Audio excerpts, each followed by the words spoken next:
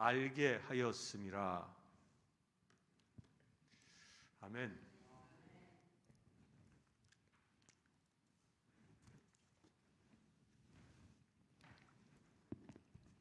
성부와 성자와 성령의 이름으로 말씀드립니다. 오늘 실수가 많네.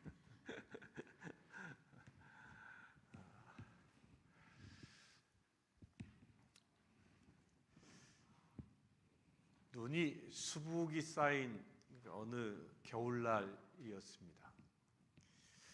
강원도 아주 그 깊은 산골짜기에 두 사람이 찾아갔습니다.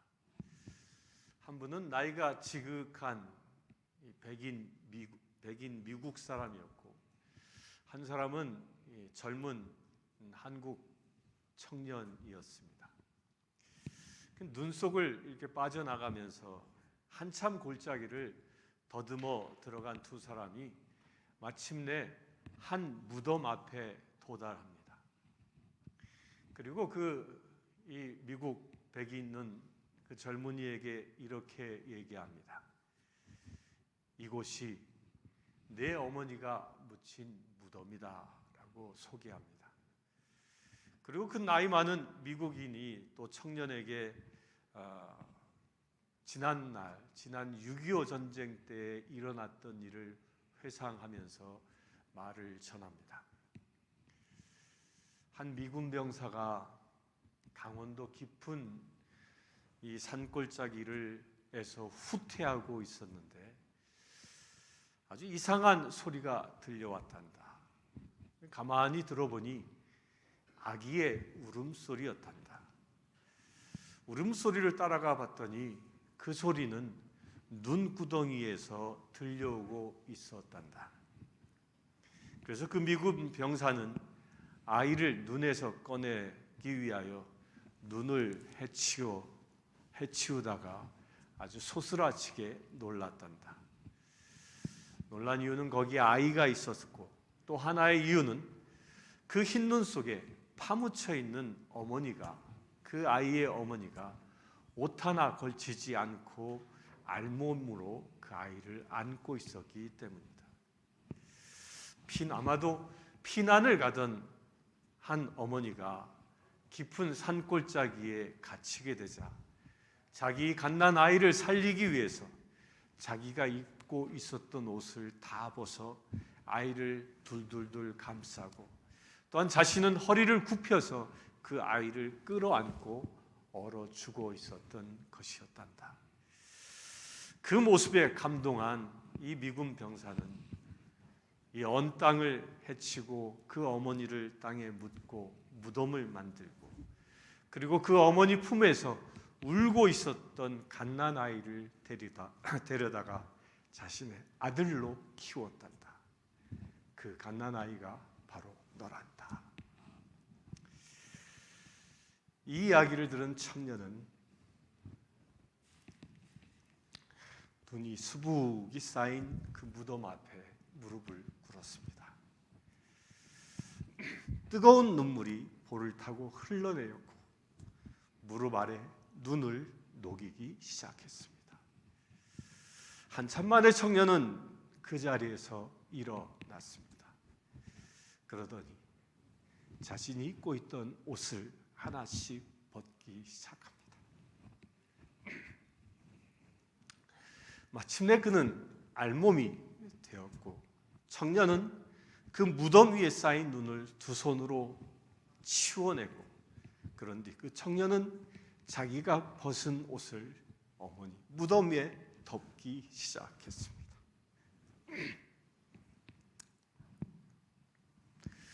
마치 어머니께 옷을 입혀드리듯 청년은 자기 어머니의 무덤을 자기 옷으로 덮었습니다. 그리고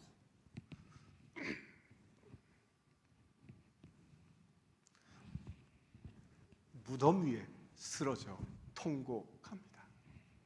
그리고 이렇게 통곡했습니다. 어머니, 그날 얼마나 추우셨습니까?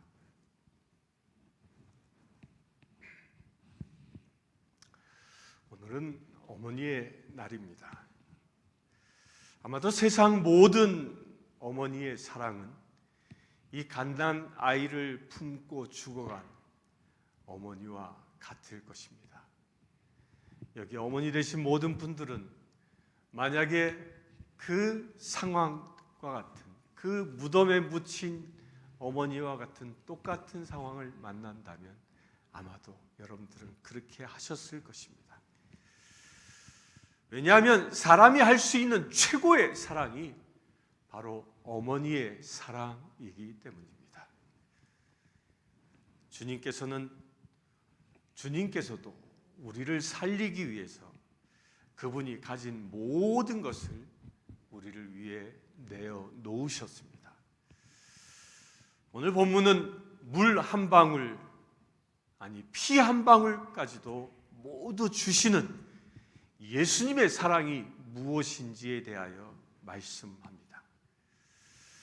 9절에 아버지께서 나를 사랑하신 것 같이 나도 너희를 사랑하였으니 나의 사랑 안에 거하라 말씀하십니다. 예수님 안에 거하는 것은 예수님의 사랑 안에 거하는 것임을 알 수 있습니다. 예수님 안에 거하는 것은 예수님과 접촉해 관계를 맺고 예수님의 보호와 능력을 받는 것을 의미합니다. 예수님의 사랑 안에 거하는 것은 그러기에 매우 중요한 일입니다. 왜냐하면 예수님의 사랑은 죄책감과 상처투성이인 우리의 영혼을 회복시키고 치유하시기 때문입니다. 우리가 예수님의 사랑 안에 거한다는 것은 예수님을 위해 사역하고 헌신하며 봉사하는 것이 아니라 예수님의 사랑을 받는 것을 의미합니다. 그럴 때 우리의 상한 영혼이 치유되어지고 또한 회복되어지는 것입니다. 만약에 사람이 병에 걸린다면 아무 일도 할 수 없습니다. 환자가 가장 필요한 것은 직장이나 사역이나 비전이 아니라 속히 그 병이 치유되어지는 것입니다. 마찬가지로 죄인에게 가장 필요한 것은 죄 용서함을 받아 영혼의 치유, 그 회복하는 것이 중요합니다. 예수님께서 내 안에 거하라 라고 말씀하신 가장 큰 이유는 예수님의 사랑 안에 거하면서 방황하고 병들어가는 영혼의 회복을 약속하셨기 때문입니다. 우리가 예수님의 사랑 안에 거할 때 다시 살아날 수 있는 것입니다. 예수님께서 사랑 안에 거하라고 말씀하신 이유가 두 가지 있습니다. 그 첫 번째는요, 하나님의 사랑이고 두 번째는 예수님의 사랑 때문입니다. 먼저 이 시간 하나님의 사랑이 무엇인지 알아보길 원합니다. 예수님께서는 아버지께서 나를 사랑하신 것 같이 라고 말씀하십니다. 예수님의 능력은 하나님의 사랑에 대한 확신에서 오는 것입니다. 세상에서 가장 큰 능력은 사랑 그 자체에 있는 것이 아닙니다.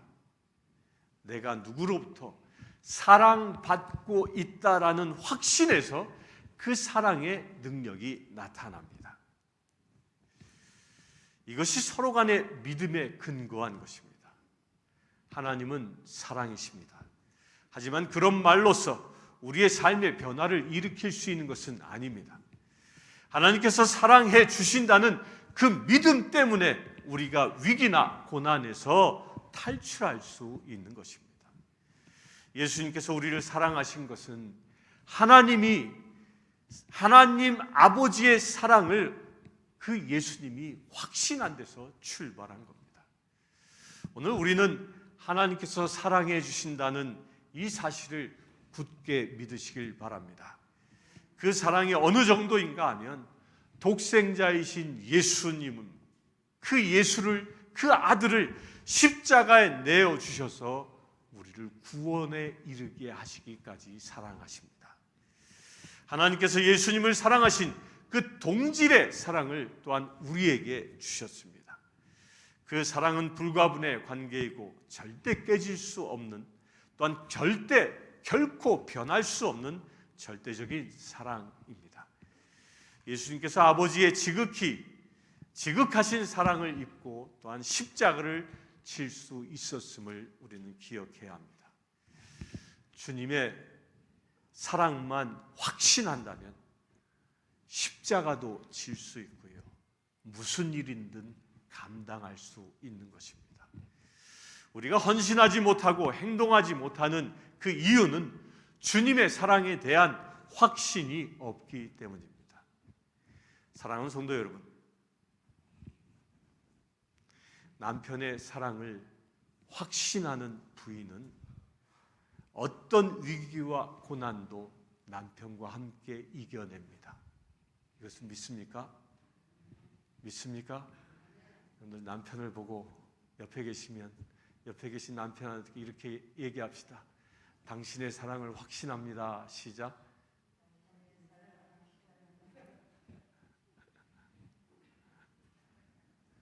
남편은 대답을 해야죠. 아멘. 다시 당신의 사랑을 확신합니다. 또한 아내의 사랑을 확신하는 남편은요, 절대로 방황하지 않습니다. 남자들이 바람피는 이유 딴 데 있지 않습니다. 내 아내가 나에게 온전히 날 사랑해 준다라는 확신이 없으면 바람피는 거예요. 그러나 그 확신이 있으면 그 아내를 위하여 자기의 전부를 바칩니다.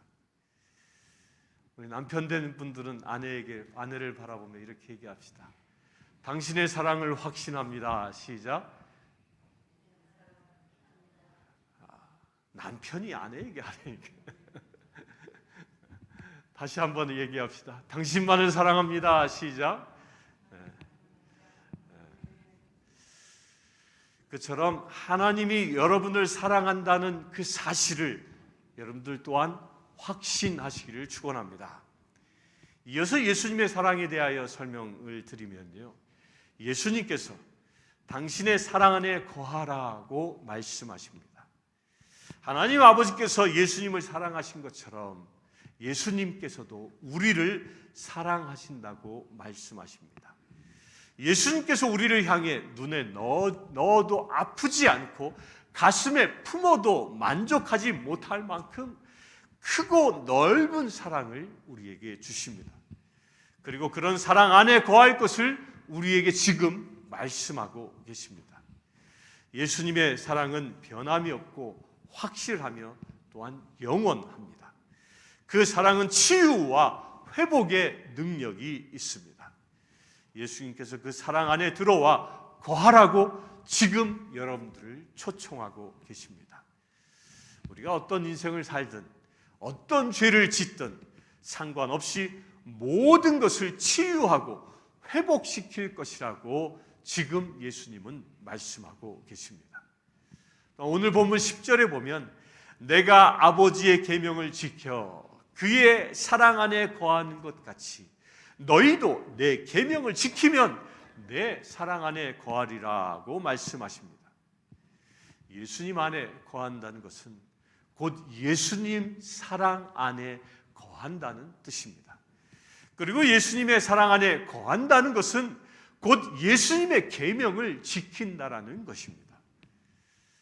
하나님께서 예수님을 사랑하신 것처럼 예수님께서 우리를 사랑하신다는 그 말씀은 참으로 굉장히 멋진 말씀입니다.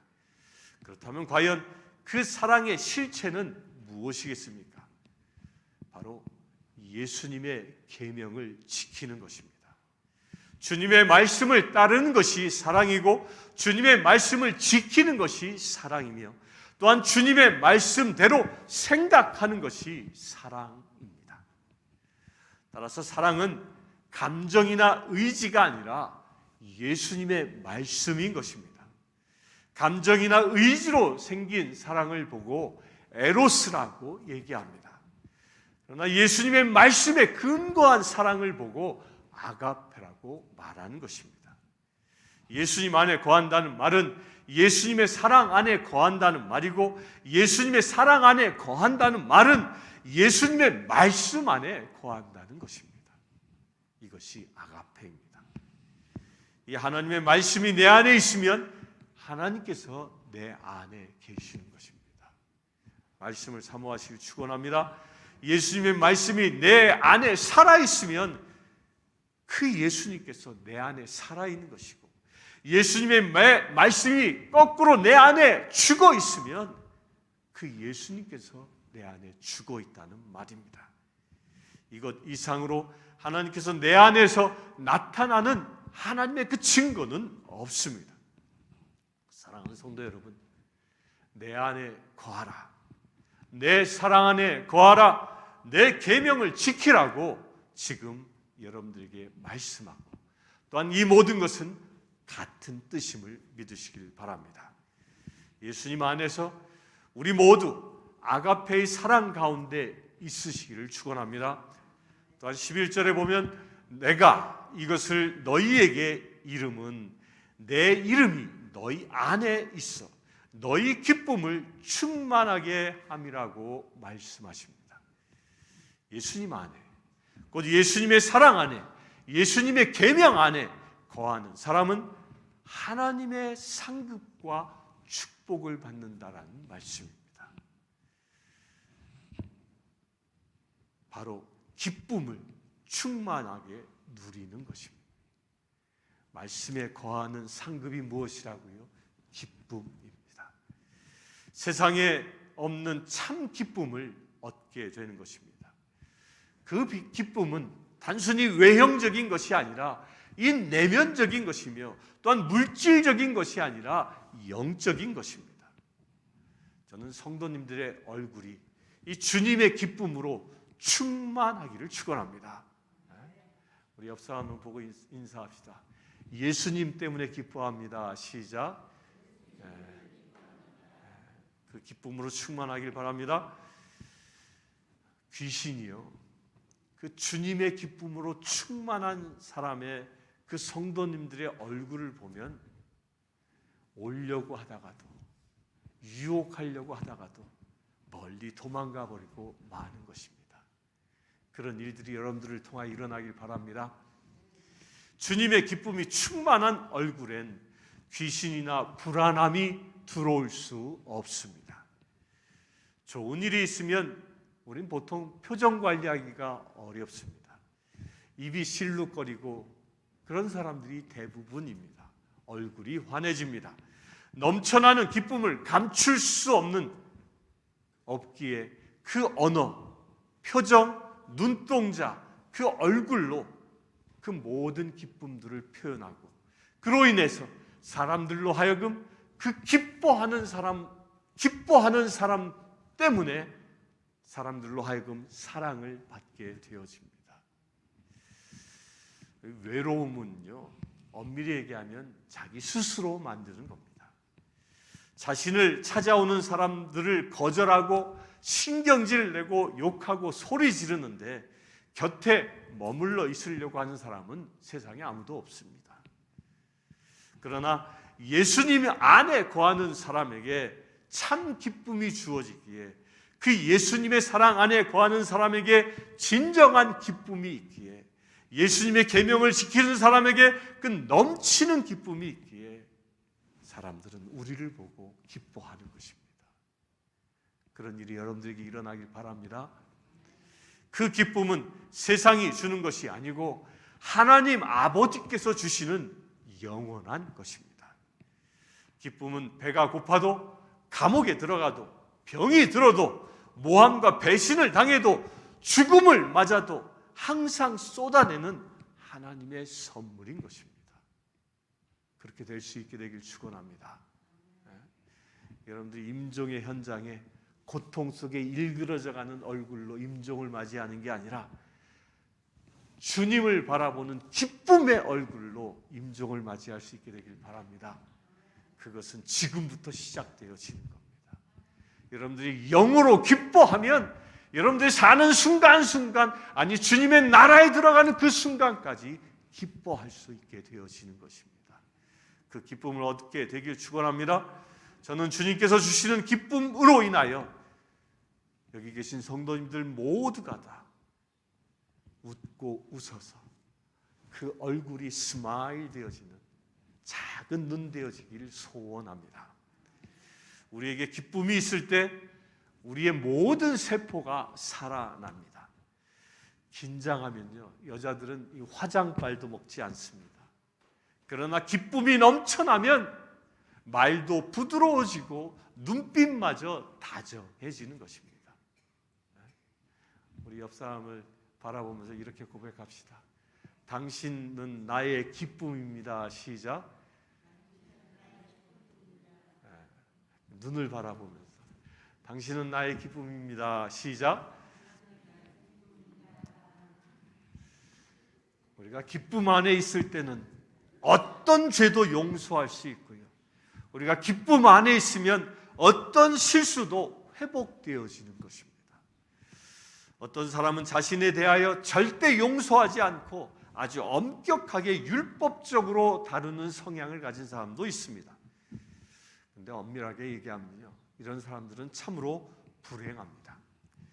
예수님께서 우리를 사랑하시는데 왜 자신을 못 살게 만드는지 이해할 수 없는 것입니다.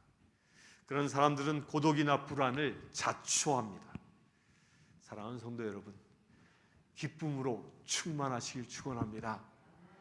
기쁨으로 충만하시길 축원합니다. 예수님께서 성경에 쓰여 있는 수많은 계명 중에 최고의 계명을 정의해 주십니다. 그것은 기독교의 본질을 이루는 것이기도 하는데요, 그 말씀이 12절에 있습니다. 내 계명은 곧 내가 너희를 사랑한 것 같이 너희도 서로 사랑하라 하는 것이니라 라고 말씀합니다. 신구약 성경 전체에서 하나님을 한 단어로 정의하라고 한다면 뭐겠습니까? 사랑입니다. 하나님은 사랑이십니다. 그래서 예수님께서 우리를 사랑하시는 것입니다. 그것은 곧 십자가의 사랑을 가리킵니다. 만약 우리가 하나님을 믿고 십자가의 도를 따르는 그리스도의 제자라고 한다면 우리의 삶은 한마디로 형제에 대한 사랑으로 일관해야 합니다. 기독교는 사랑 빼면 시체입니다. 사랑 빼면 아무것도 아닙니다.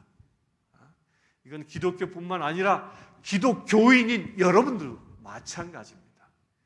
여러분들에게 하나님의 사랑이 빠지면 죽은 자와 같다는 것입니다. 사랑으로 충만하시길 축원합니다. 요즘 사람들은 이 사랑 대신에 권력을 택하고 돈을 택합니다. 또한 가정과 직장, 사회 등지에서 높은 자리에 더 많은 권력을 가지려 애를 씁니다. 이런 권력이란 자신의 영향력을 많이 발휘해서 남을 지배하려고 하는 힘을 말합니다. 따라서 자신의 말 한마디로 모든 일을 이루려고 합니다. 그런데 예수님께서 말씀하신 최고의 계명은 지배하는 것이 아니라 서로를 사랑하라는 것입니다. 사랑하는 성도 여러분, 오늘 그 사랑이 성도님들 가정에 여러분들 한 사람 한 사람에게 충만하기를 축원합니다. 시어머니가 며느리에게, 자식이 부모에게, 또한 부부 사이에도 이 주님의 사랑으로 충만하시길 축원합니다. 사랑이 위대한 까닭은 모든 것을 포기하고 희생하고 용서하기 때문입니다. 사랑은 순결하기에 그 사랑의 능력이 나타나는 것입니다. 오늘 보면 13절과 14절에 보면 사람이 친구를 위하여 자기 목숨을 버리면 이에서 더 큰 사랑이 없나니 너희가 나의 명하는 대로 행하면 곧 나의 친구라고 말씀하십니다. 예수님께서 국가나 부모에 대한 사랑을 최고라고 말씀하지 않습니다. 친구를 위해 목숨을 버리면 이보다 더 큰 사랑이 없다고 말씀합니다. 여러분들 부부관계도 천국에 들어가면 어떤 관계가 되지요? 천국에서는 시집 가는 일도 장가 가는 일도 없습니다. 이 세상에선 부부로 살았다 할지라도 천국에 가면 주님과 친구 되고 부부지간도 친구로 영원토록 사는 것입니다. 이걸 예수님이 말씀하는 겁니다. 그래서 친구를 위해 목숨을 버리면 이보다 더 큰 사랑이 없다고 말씀하고 있는 것입니다. 우리 옆 사람 손을 이렇게 잡고요, 나의 친구여 사랑합니다. 시작. 거리가 너무 멀어서 친구로 목숨을 바쳐 사랑할 수 있게 되길 바랍니다. 흔히 우리는 부모나 자식 사랑하기를 당연한 것으로 여기지만 이 친구를 목숨을 바쳐 사랑하기는 쉽지 않습니다. 그러나 예수님께서 친구를 위해 목숨을 버리는 것이 최고의 사랑이라고 말씀하십니다. 곧 예수님께서 우리를 위해 자신을 버리신 진정한 친구이시기 때문입니다. 15절에 보면 이제부터는 너희를 종이라 하지 아니하리니 종은 주인의 하는 것을 알지 못함이라 너희를 친구라 하노니 내가 내 아버지께 들은 것을 다 너희에게 알게 하였음이라고 말씀하십니다. 하나님과 우리는 주인과 종의 관계가 아니라 친구의 관계라고 말씀합니다. 이걸 믿습니까? 주인과 종은 상하 관계이고 일방적인 관계이며 자유가 없는 관계이고 의무만 있고 특권이 없는 관계입니다. 또 예수님께서 종은 주인이 하는 것을 알지 못한다고 말씀합니다. 그런데 예수님께서 우리를 그런 종이라 하지 않고 친구라고 말씀합니다. 하나님께 대한 개념의 대혁명적인 선언인 것입니다.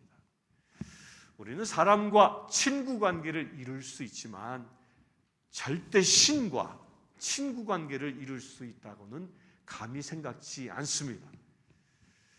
그런데 하나님과 우리는 친구 관계라 말씀합니다. 믿습니까? 하나님이 여러분들의 친구입니다. 믿습니까? 예수님께서 신에 대한 개념을 상하 복종의 복속의 관계가 아니라 친구의 관계로 바꾸어 주시면서 인간과 가까이 하시려는 하나님의 뜻을 보여주십니다. 하나님께 대한 진정한 개념은 바로 친구 관계인 겁니다. 하나님께서 아브라함에게 나는 너의 벗이라고 최초로 말씀하셨습니다. 하나님과 가까워지면 하나님의 친구의 개념으로 바뀌게 되는 것입니다. 그 친구 관계는 수직 관계가 아니라 수평 관계입니다. 일방적인 관계가 아니라 쌍방의 관계입니다. 의지적인 선택이 있는 이렇게 자유로운 관계라는 것입니다. 의무와 동시에 특권이 주어지는 관계입니다. 예수님께서 우리에게 이렇게 친구라고 불러주신 겁니다. 일방적으로 섬기는 주인과 노예의 관계가 아니라 서로 사랑을 나누는 인격적인 관계라고 주께서 말씀하고 계십니다. 아멘이십니까? 사랑하는 성도 여러분, 오늘 성도님들은 이 네 가지 사실을 기억하시길 바랍니다. 첫 번째가 예수님 안에서 예수님의 사랑 안에 거하는 것이 예수님의 계명을 지키는 일이다. 기억하십시오. 두 번째는 하나님께서 참된 축복인 기쁨을 주신다고 믿으시길 바랍니다. 세 번째로는 최고의 계명은 서로 사랑하라는 것입니다. 네 번째, 마지막 무엇이에요? 예수님께서 우리의 친구 되어 주셨다는 것입니다. 이 놀라운 축복을 이 시간 영원히 누릴 수 있는 주의 사랑하는 성도님들 되시길 주님의 이름으로 축원합니다. 잠시 기도하겠습니다. 주 아버지 하나님, 하나님의 사랑 가운데 머물길 원합니다. 또한 그 사랑을 받아 우리가 서로를 섬기기를 원합니다. 그 사랑을 세상에 나누기를 원합니다. 또한 주님, 그 사랑 가운데에 하늘의 큰 기쁨을 누릴 수 있는 믿음의 세대기를 원합니다.